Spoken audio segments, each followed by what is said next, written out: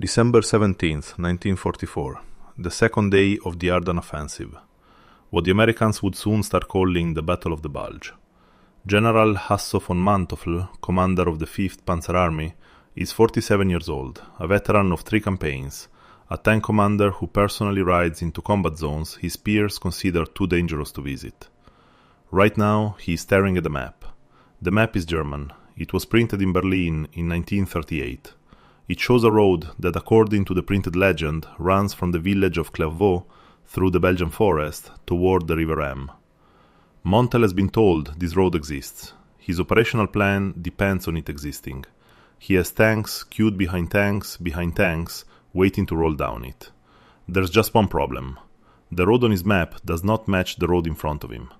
A reconnaissance officer who came back an hour ago reported that the route shown on the German map has been widened, rerouted, and partially paved. There is a new bridge where the map shows a ford. There's a logging track branching south where the map shows nothing. Montel is fighting in territory that has been part of Greater Germany or German-administered Belgium for years. He is, in a real sense, fighting at home, and his maps are wrong. Not slightly wrong, operationally wrong. The kind of wrong that gets a panzer column funneled into a kill zone because the alternate route the planners assumed existed turns out to be a fairy tale from an old surveyor's notebook. Within 48 hours, an American officer captured during the opening hours of the offensive will be searched.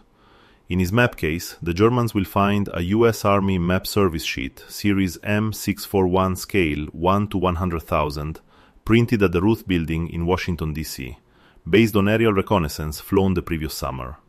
It will show the new road, it will show the new bridge, it will show the logging track. It will show in colored overprints the elevation of every ridge for 10 kilometers in either direction, accurate to within a few meters.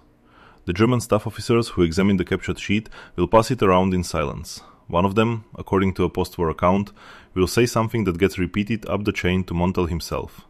The American maps, the officer says, are unfair. Unfair. Pause on that word for a moment.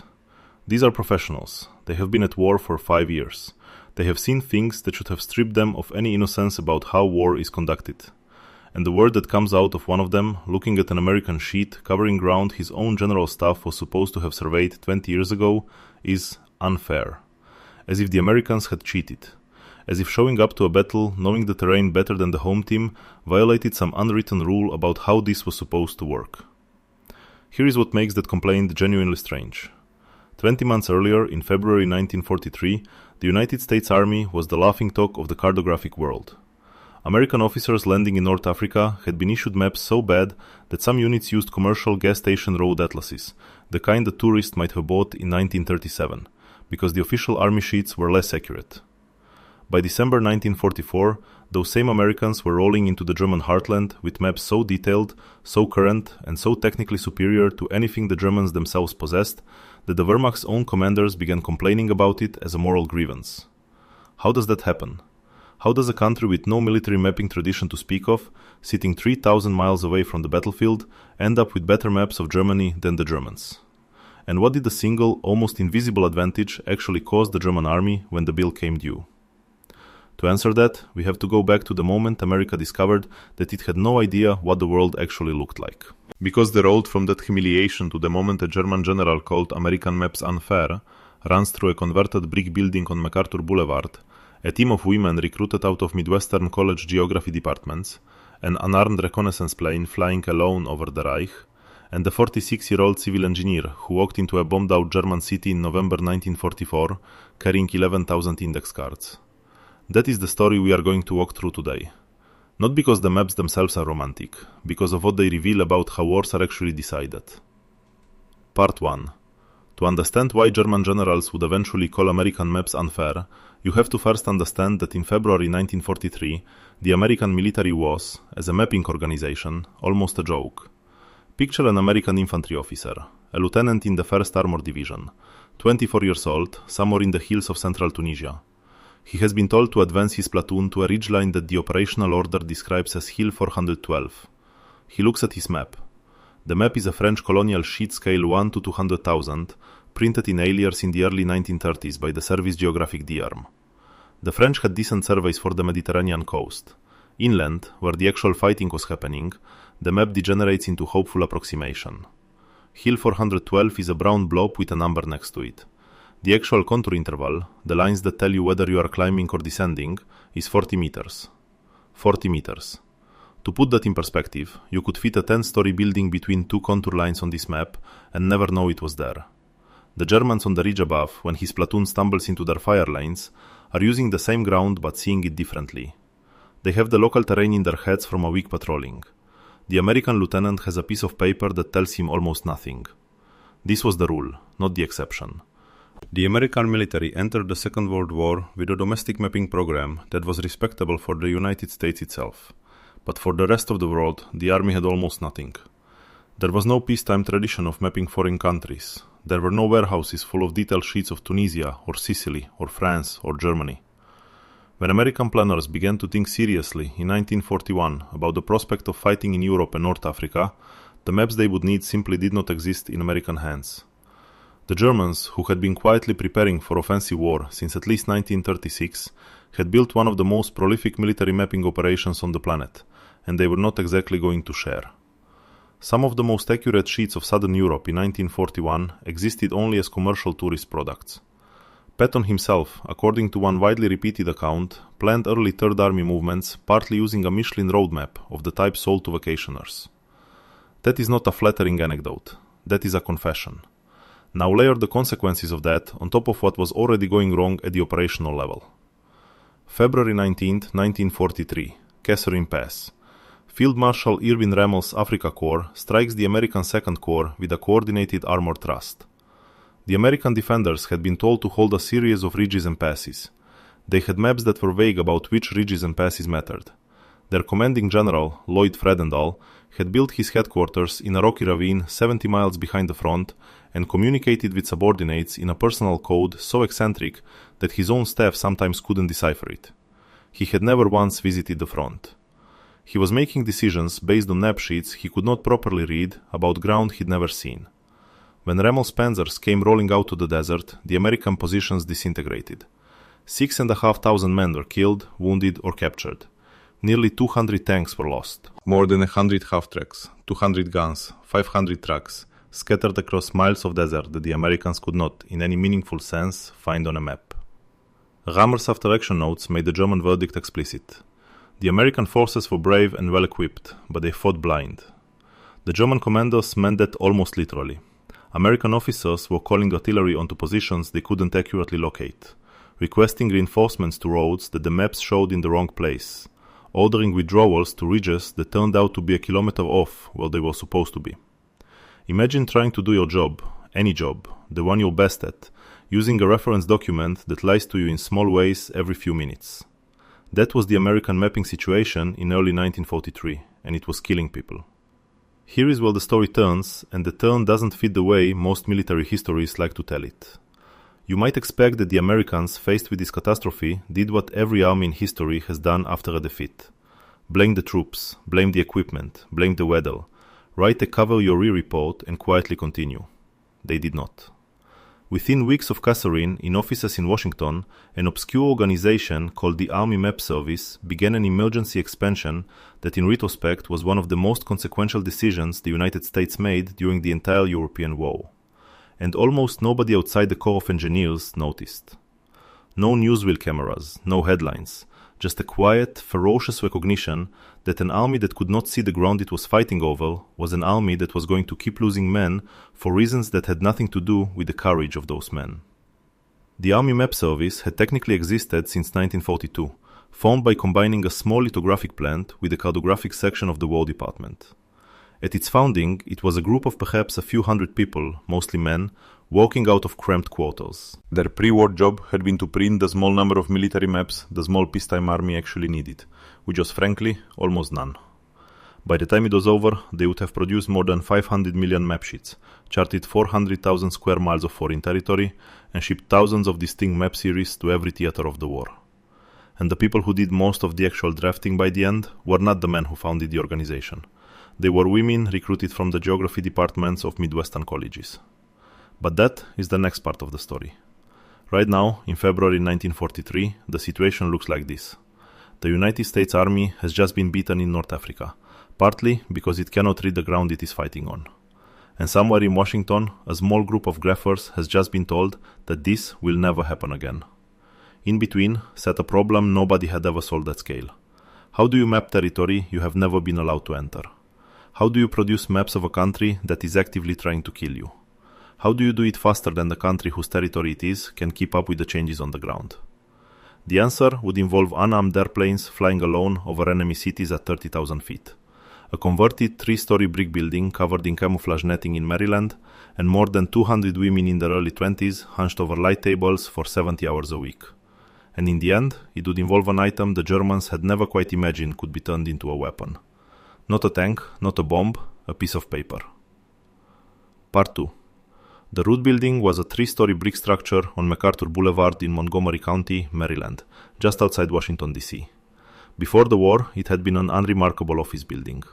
By 1943, it was covered in a camouflage netting, painted in dappled greens and browns from the air, and the windows were blacked out at night. The official explanation, if anyone asked, was that it was a War Department record storage facility. The actual contents were considered by the small number of people who knew to be among the most sensitive intelligence material the United States possessed. Inside that building, every day, 6 days a week, sometimes 7, women who had been undergraduate geography majors 12 months earlier were producing the maps the United States Army was going to use to invade Europe. You may not have heard of them. Most people haven't. Their official name, dryly assigned by the editor of an internal Army Map Service publication, was the Military Mapping Maidens, the 3M. About 350,000 American women joined the armed forces during the Second World War, and Rosie the Riveter has rightly become an icon of that effort. The 3Ms are not on any poster. They wore civilian clothes, they worked civil service hours technically, except that civil service hours were a polite fiction in a building where you might be at your light table at midnight on a Tuesday because a unit in Sicily needed a sheet by morning. By the end of the war, women would make up 58% of the Army Map Service workforce. Edith Putnam Parker was the woman who designed the program. Born in 1886, she had been an associate professor of geography at the University of Chicago. Her field was geographic education. In 1942, with male geography graduates being drafted into the infantry as fast as they could be processed, the Army came to her with a question that was less a request than a desperation. Could she design a course 60 hours long that would take a young woman with no military background and turn her into someone who could draft a usable military map? Parker said yes. The course launched at a handful of selected colleges that fall: Wellesley, Mount Holyoke, Kent State, the University of Chicago, and roughly 17 others. In its first year, 200 women completed the program and were offered civil service positions at the Army Map Service. B. Shaheen. B. McPhersonson, after she married, was one of them. A geography major at Kent State University in Ohio, she was encouraged to take Parker's mapmaking course by a professor named Edna Eisen. Eisen single-handedly funneled 49 Kent State students into the Army Map Service over the course of the war, the highest number from any institution. Bay graduated in 1943 and got on a train to Washington. She was assigned to drafting work, meaning she sat at a light table 8, 10, sometimes 12 hours a day, copying contour lines from a base photograph onto a translucent overlay using technical pens whose tips were finer than a human hair. The work was tedious, it was exacting. A single mistake on a contour line, a 1 millimeter slip in the wrong direction, could change the apparent slope of a hillside by enough to send an American tank platoon up a gradient it could not actually climb. B understood very quickly that the women in that building were not making decorative objects. They were drawing the lines that men, a few months from now, were going to walk along. And the lines had to be right. The numbers the 3M and their colleagues produced are difficult to take in. Between 1941 and 1945, the Army Map Service prepared roughly 40,000 distinct maps covering approximately 400,000 square miles of the Earth's surface. It produced more than 500 million individual map sheets. The North African campaign alone, the campaign that had begun with American officers using French colonial sheets and tourist atlases, required 1,000 different maps with 10 million printed copies.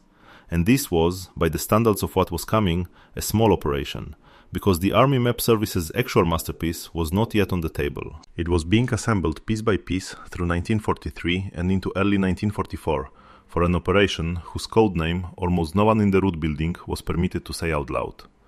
But mapping requires data, and data requires somebody to physically go out and collect it. No matter how skilled the women at the light tables were, they could not draw what they had not been given. So while the mapping maidens were drafting in Washington, somewhere over occupied Europe, very different people were taking the input the maids needed.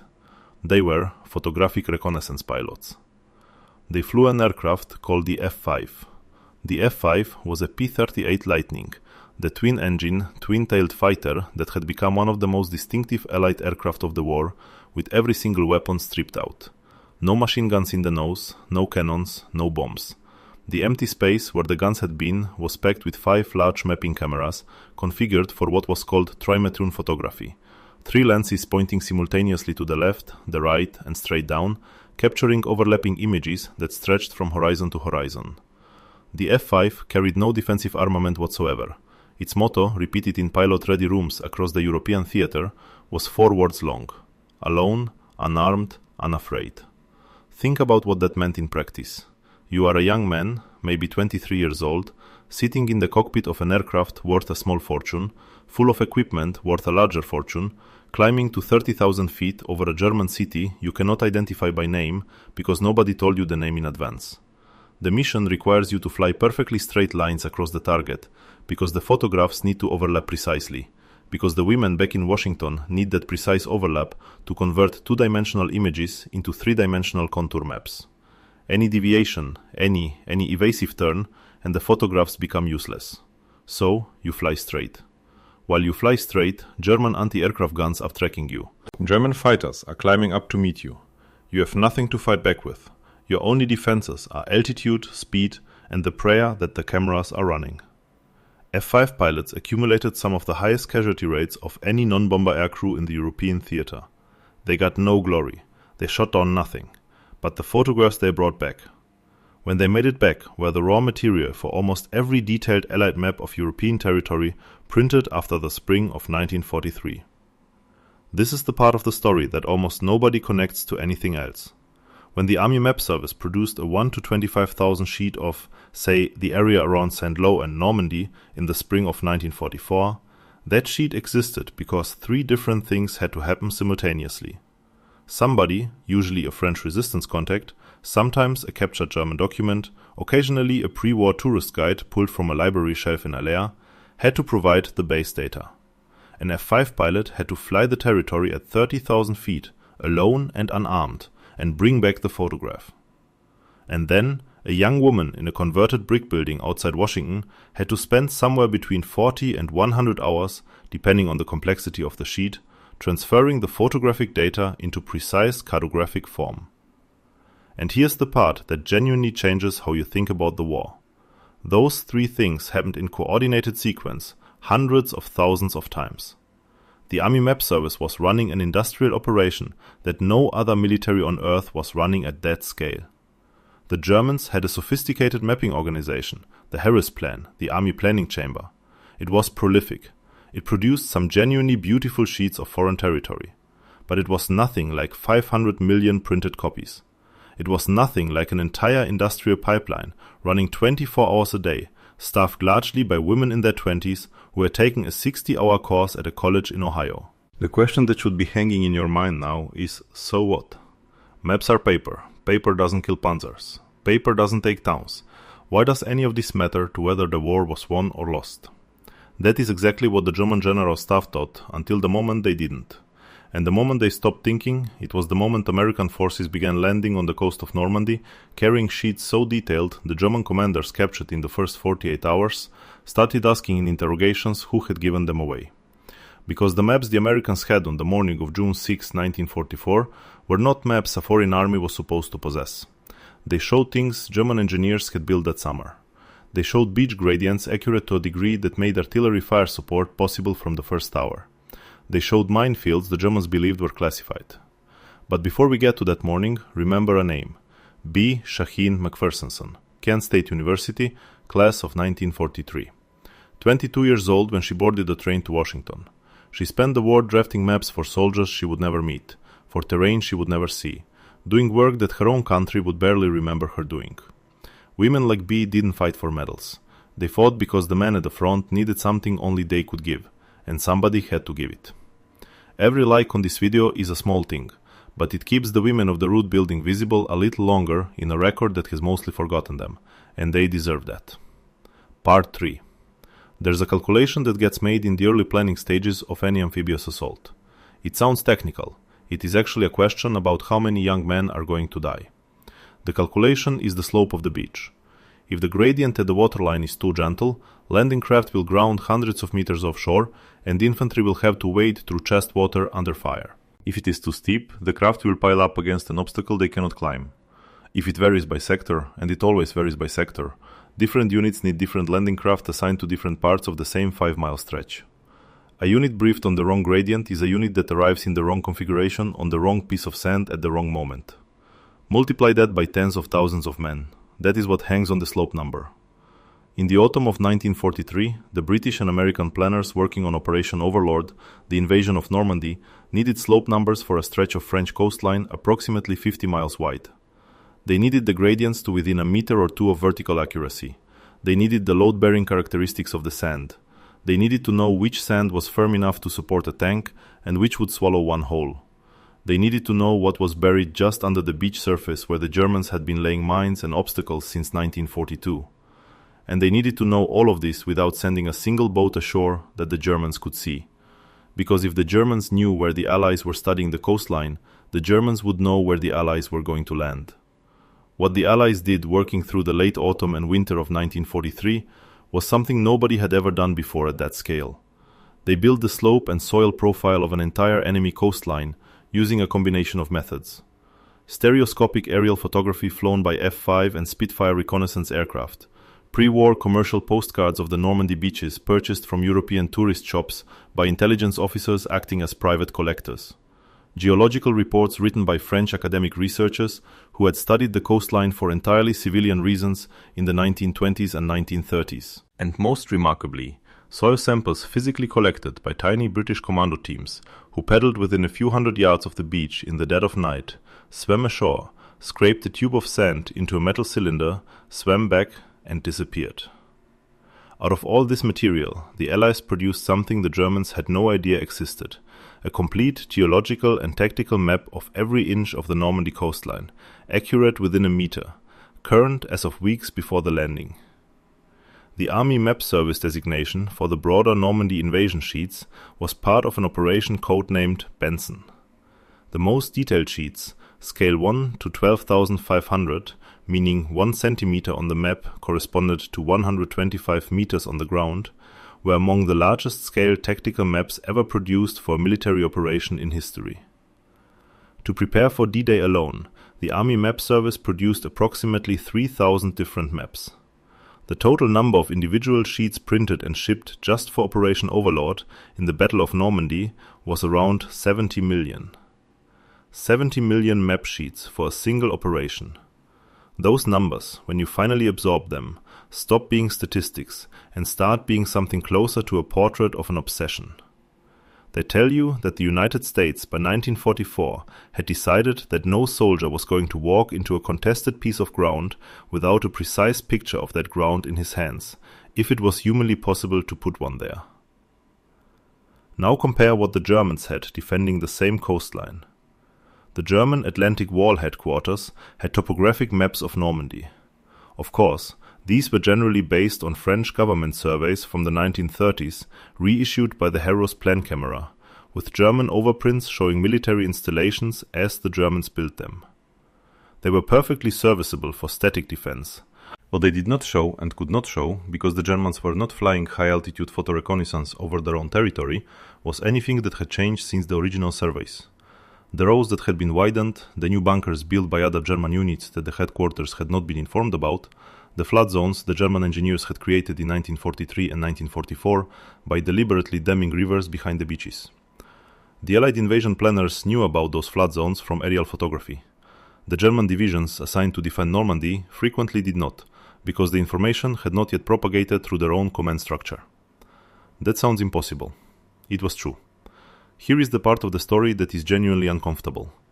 On the morning of June 6, 1944, an American infantry officer landing on Omaha Beach with the 1st Infantry Division had in his map case a sheet showing the precise location of a German defensive position 100 meters inland that the German company commander defending that position had been told was secret.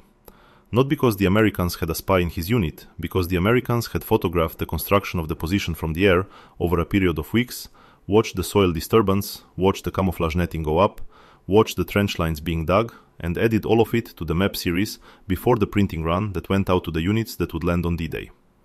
The German company commander was, in his own mind, dug into a position the enemy could not know about. He was actually on a printed sheet in the hands of every American officer headed for that section of beach. Imagine being him. Imagine the moment you realize that somehow the enemy has the position you were told was hidden, marked in colored overprint on a piece of paper less than 3 months old. Captain Herbert F. Waterman, a reconnaissance officer attached to American forces, carried a portfolio of intelligence maps onto Omaha Beach that morning. Some of those maps survived and ended up in the Library of Congress decades later. Looking at them now, what strikes you is the date in the corner. Some of them are dated to within weeks of the landing. The Army Map Service had been printing updated editions of the Normandy sheets right up until the printing presses had to stop so the sheets could be physically loaded onto the ships. The Germans could not match that tempo. Not because their seagraphers were incompetent, they were not, but because their entire system was based on a peacetime model of map revision that had not been re-engineered for a war in which the ground itself was being changed by the day. A German company commander, digging a new bunker, did not file a report that updated the Harris Plan camera's master sheet. An American photo recon pilot taking pictures from 30,000 feet did in effect do exactly that for the Allied side. The asymmetry was structural.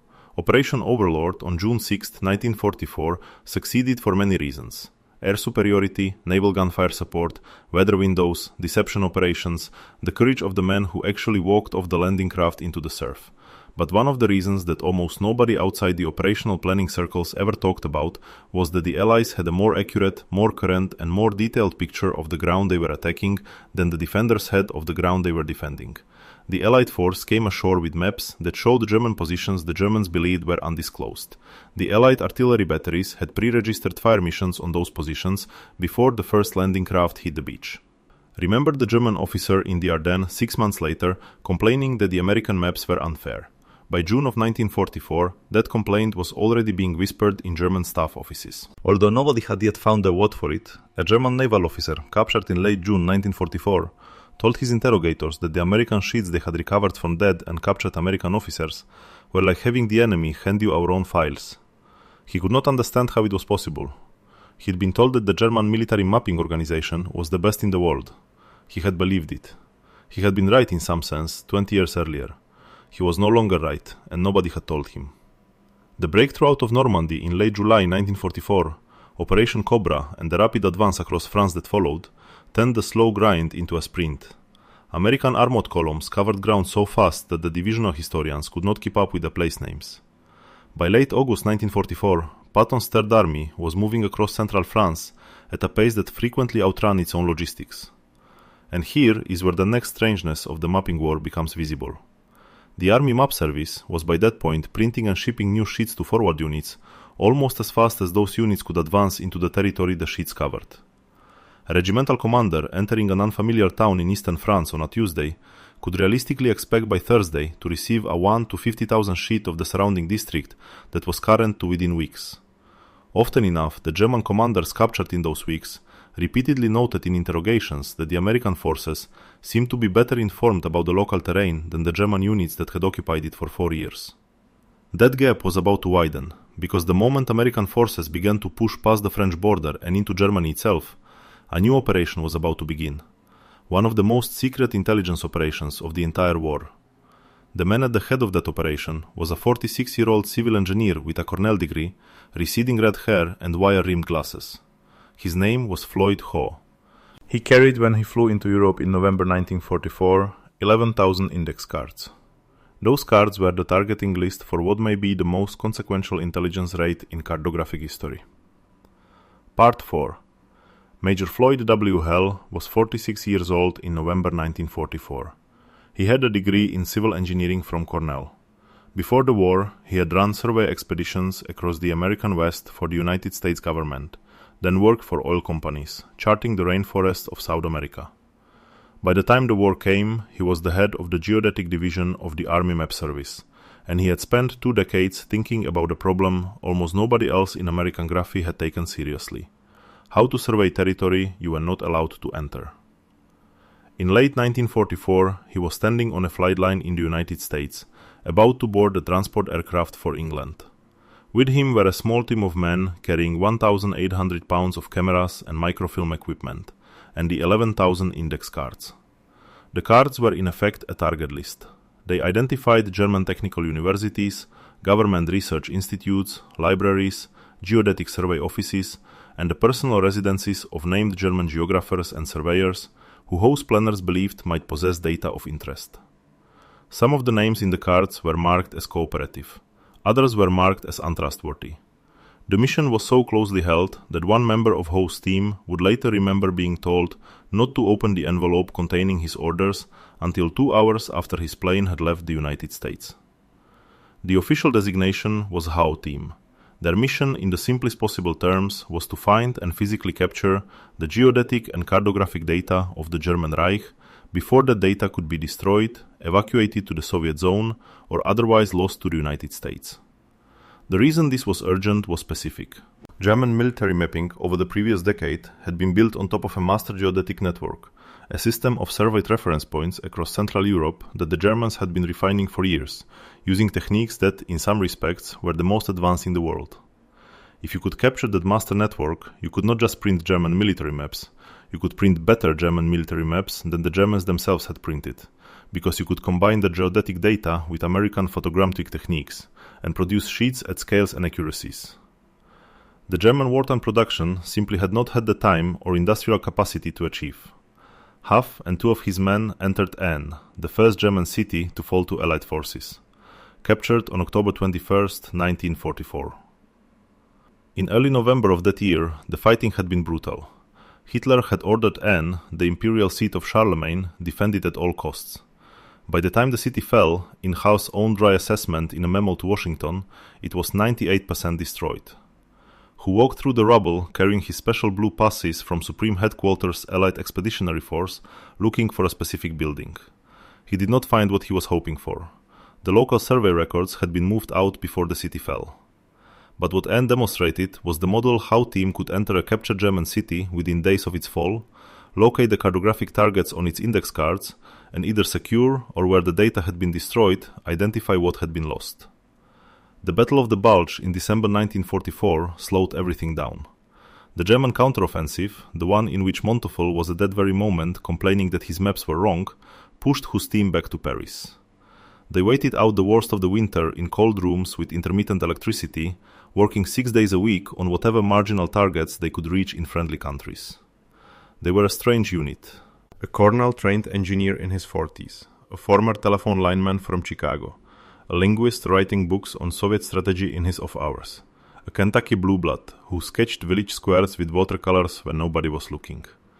They were also a unit running one of the most consequential intelligence operations of the war. What they found, beginning in March 1945, exceeded almost any expectation Hoff had brought into Europe. In Vspoten, in the basement of an unremarkable building, hidden behind a pile of rubbish, his team uncovered 18 bundles of survey data marked secret or confidential in Germany. The bundles covered thousands of survey reference points across southwestern Germany. Hoff recognized immediately that this material had immediate operational value, not just historical or post-war value, immediate operational value for the US 7th Army, which was at that moment beginning to push across the Rhine into precisely the area the data covered. He short-circuited the normal chain of command and got the information directly to the artillery units that needed it. American gunners crossing the Rhine in the spring of 1945 were calling fire missions using survey data that had been classified by the German government a few weeks earlier. Read that sentence twice. American artillery fire missions inside Germany were being calculated using German survey data that had been captured by H and rushed forward by an unofficial pipeline before the German army had even fully retreated from the area being shelled. Better was coming. A captured officer of the Reichsampama, the German National Survey Agency, gave Hoss' team the names of two small towns in Thuringia, about 140 miles to the east, that had not been on Hoff's original target lists. These were villages in the hill country that had been used as evacuation sites for the most sensitive German cartographic material when Berlin had become unsafe under Allied bombing. Hoy's team entered Saalfeld, one of the relocated headquarters of the German military mapping operation, on April 17, 1945, just days after the US 87th Infantry Division had taken the town. What they recovered there was, by the assessment of every post-war account of the operation, the largest cache of geographic and geodetic data ever captured from an enemy power in wartime. Maps, survey records, triangulation networks, personal files of German geographers, the institutional memory of the entire German military mapping effort. Hoff loaded as much of it as he could onto trucks. Some of the most valuable material went onto microfilm, processed by the team's portable equipment, sometimes literally overnight, in commandeered German hotel rooms. He also captured the men. Hoff understood perhaps better than anyone else in the American intelligence apparatus at the moment that the cartographic data was only as useful as the geographers who knew how to interpret it. He moved Gigas, a senior German geodesist with the Reichsamt Virandas of Nama, to the city of Bomberg, along with several members of his computational staff. There, Hoff arranged for the German technicians to receive room and board in private German homes and to be paid the same salaries they had been receiving from the German government. He sat them down at desks and asked them to do the calculations required to integrate their survey data with everything Hoff's team had captured elsewhere. The Germans did the work. By 1947, the calculations were complete. The result was a unified geodetic network covering most of Central Europe. By 1951, the work would be expanded into the European Datum ED50, the first geodetic system that united the entire European continent in a common reference frame. But the immediate effect was operational. By March 1945, the United States Army was rolling into German territory, carrying maps that in some cases incorporated German geodetic data. The German army itself was no longer able to use, because the German command and control system had broken down, because the Harris Plan had been bombed out of Berlin, because the men who knew how to interpret the data were either dead, captured, or working under American supervision in Bomberg. The Germans in their own country were fighting blind in places. The Americans in the enemy's country were fighting with sheets that drew on data the Germans themselves had collected. Imagine being a German staff officer in March 1945. Looking at a captured American map of, say, the Frankfurt suburbs, you see a sheet at scale 1 to 25,000.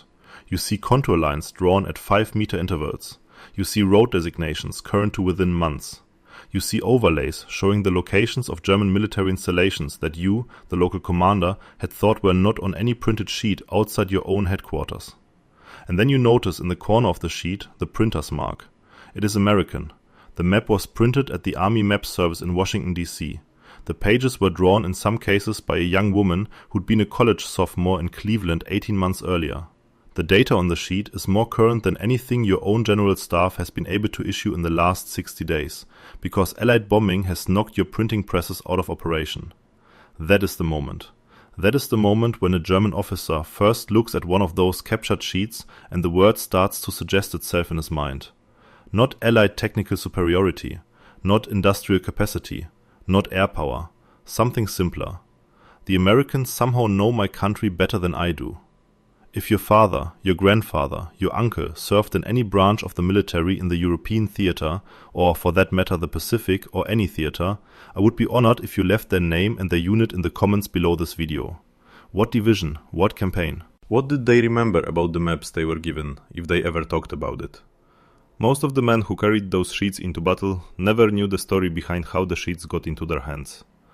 The record of what they did is held now mostly by the families. Those details belong in the comments, more than they belong in any archive. Part 5 and Verdict. By December 17, 1944, the day we started this whole story, Hasso von Manteuffel had a problem he could not solve, and could not at first even name. His maps were wrong. Not catastrophically wrong.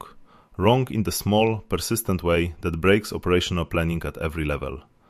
A road that did not exist where it was supposed to. A bridge that was not where the printed sheet said it was. A village that had grown 300 meters east of its 1938 footprint because the Germans themselves had been quietly expanding it for war industry. Montil's tank crews, advancing through what was supposed to be familiar German-administered territory, kept stumbling onto features that surprised them. At several points in the early days of the offensive, German armored columns were funneled into kill zones because the alternate routes their commanders thought existed turned out to be paper fictions from old surveys. Within days, captured American maps began appearing in German staff offices. Some of those maps showed precisely the routes the Germans had needed and not had. The American sheets had been printed earlier that year by the Army Map Service. They reflected aerial photography flown by F-5 pilots during the summer of 1944, and the German staff officers passing those sheets around in the candlelit cellars of their forward headquarters did, according to multiple post-war accounts, use a phrase that has stuck to the story ever since. The American maps, they said, were unfair. Now we can answer the question, why unfair? Not because the Americans had cheated, not because some moral rule of warfare had been broken. Unfair, because by the standards of how every previous war in European history had been fought, the home team was supposed to know its own ground better than the invader. That was the Iron Rule. Napoleon and Russia in 1812 had failed because he did not know the Russian roads or the Russian winters, and the Russians did. The British Army and the American colonies in 1776 had failed in part because the colonists knew the woods and the swamps and the little side roads, and the British did not. Every defender in every war had at least the comfort of knowing that the ground was theirs, in a way no foreigner could match.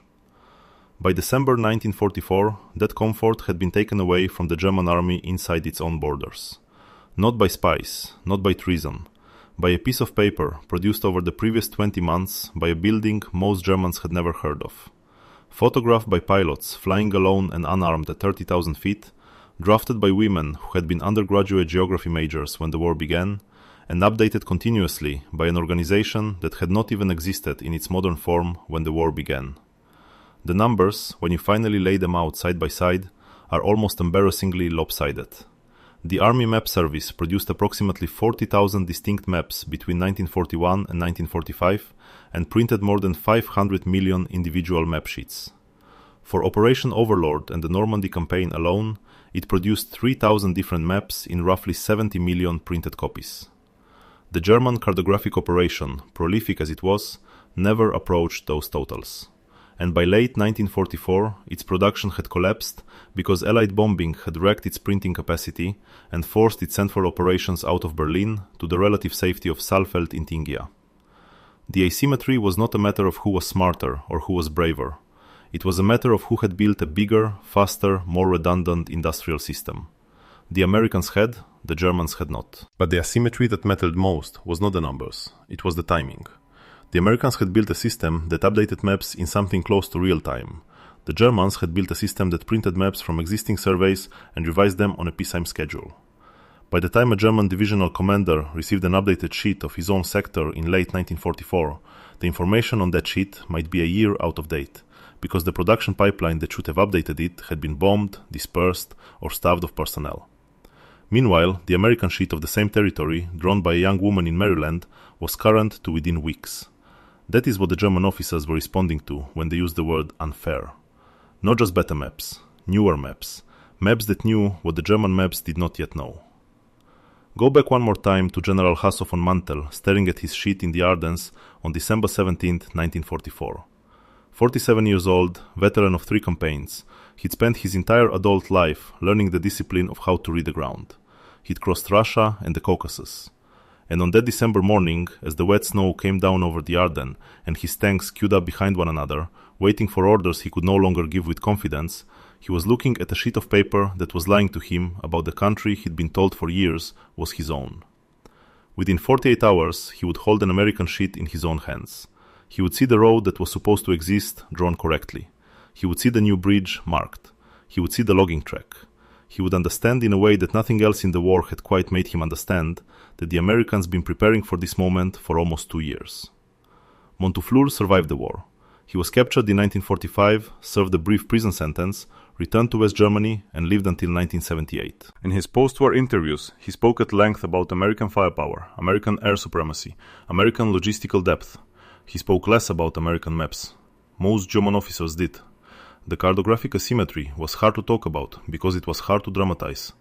A map is not an exploding tank or column of bombers. A map is a piece of paper. But the man who held it on both sides knew what it meant. and one of them, somewhere in the Ardeny, in those grey December days, used the only word he could find for the experience of being outmapped on his own ground by an enemy he had been told was an amateur. The word was unfair. That word is the verdict.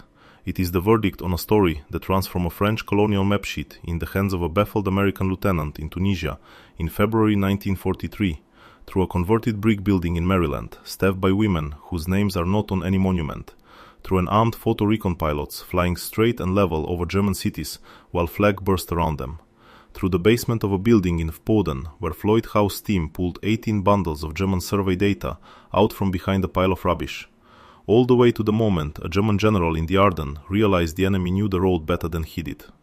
If this analysis gave you something to think about, hit that like button. It helps this work reach the viewers who care about how wars are actually decided rather than how they are remembered. Subscribe if you want the next chapter, because the story of how the United States built, almost in secret, the intelligence and mapping infrastructure that would carry it through the rest of the 20th century is far from finished. And remember this, wars are decided by many things, and most of them are not the things on the monuments. They are decided by the people who showed up to do quiet, exact, exhausting work for years without recognition, because somebody had to do it. The women in the root building had names. The pilots of the F-5 squadrons had names. Major Floyd Hale had a name. The sheet of paper an American lieutenant unfolded in the snow of the Ardeny that December was made by people who had names, and those names deserve to be remembered. The maps brought their men back, and the maps were made by people. That is the part of the story that matters, and that is the part of the story we owe them to keep telling.